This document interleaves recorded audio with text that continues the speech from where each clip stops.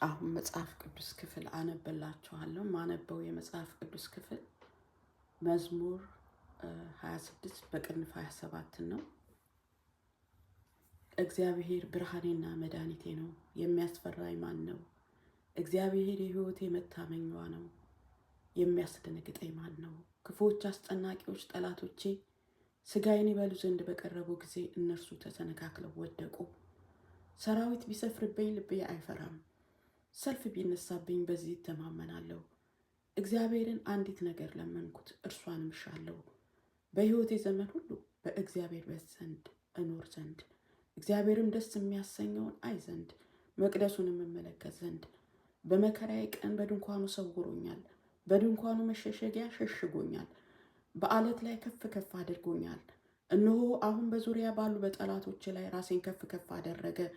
በድንኳኑም የእልልታን መሥዋዕት ሰዋሁ። ለእግዚአብሔር ቀኛለሁ፣ እዘምርለታለሁ።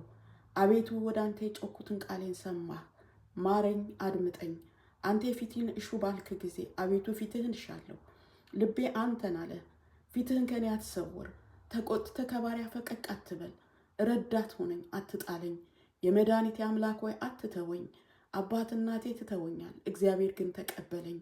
አቤቱ መንገድህን አስተምረኝ፣ ስለ ጠላቶቼ በቀና መንገድ ምራኝ። የሐሰት ምስክሮች አመፀኞች ተነስተውብኛልና ለጠላቶቼ ፍቃድ አትስጠኝ። የእግዚአብሔርን ቸርነት በሕያው ምድር አይ ዘንድ አምናለሁ። እግዚአብሔርን ተስፋ አድርግ፣ በርታ፣ ልብህም ይጽና። እግዚአብሔርን ተስፋ አድርግ።